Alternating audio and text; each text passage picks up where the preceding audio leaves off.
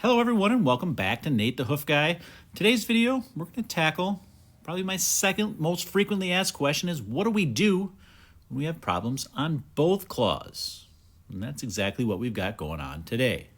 We've got an ulceration starting on this lateral claw, and on the medial claw, we've got a white line issue, which means we can't block this foot.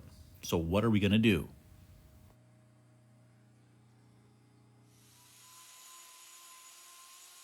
Now, the primary purpose of applying a block is to concentrate the weight on that particular claw by putting that block on it.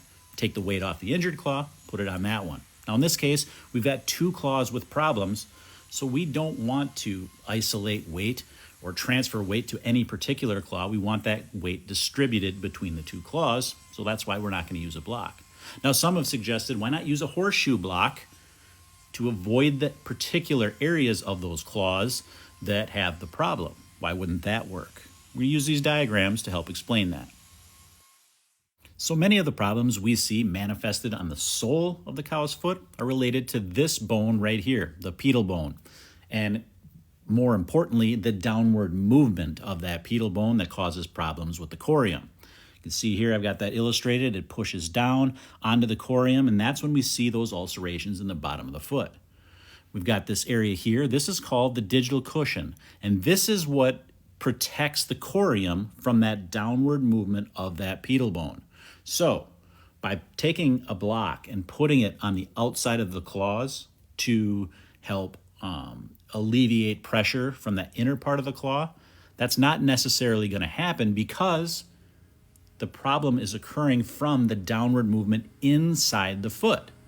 So by doing that, by isolating weight to that outside edge, is not necessarily going to change anything. The only time I would use that type of block is if we had some type of protrusion in the sole and I needed to give that an extra relief as far as height-wise to protect that area.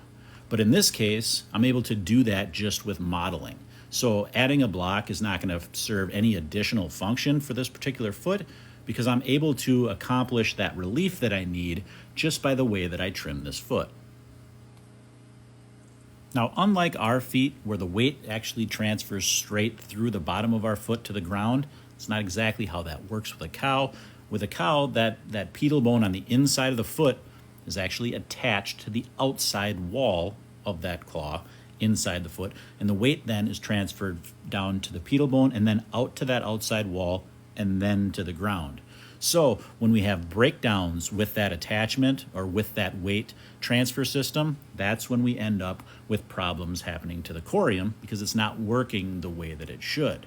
So, like I said before, the blocking issue, that weight is already being transferred to that outside edge, or it should be. So the only real relief we need to provide here is through the use of this modeling just to prevent, I should say, the ground contact from these particular areas. We'll zoom in here and you'll be able to see the modeling I've done. You can see the problem area on this claw, and you can see there the relief that I've given by modeling this area out. There's no ground contact there.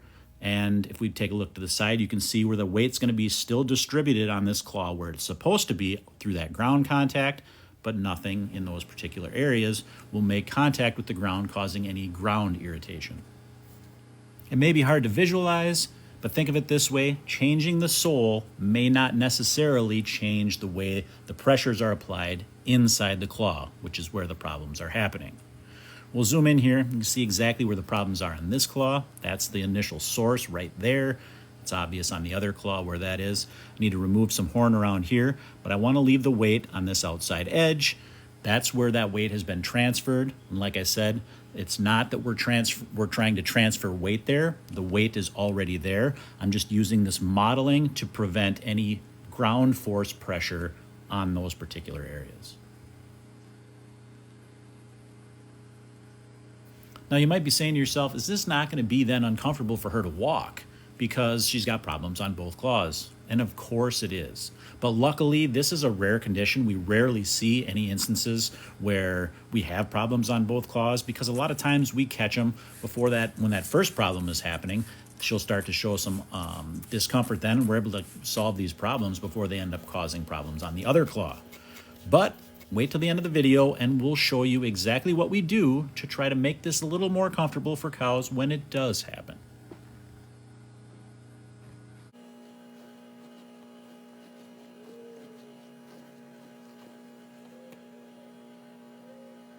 Now that we've got that foot all wrapped up, we can get this foot put down and we'll let her go. And as I mentioned, there's things we can do to try to make this more comfortable for the cows when it does happen.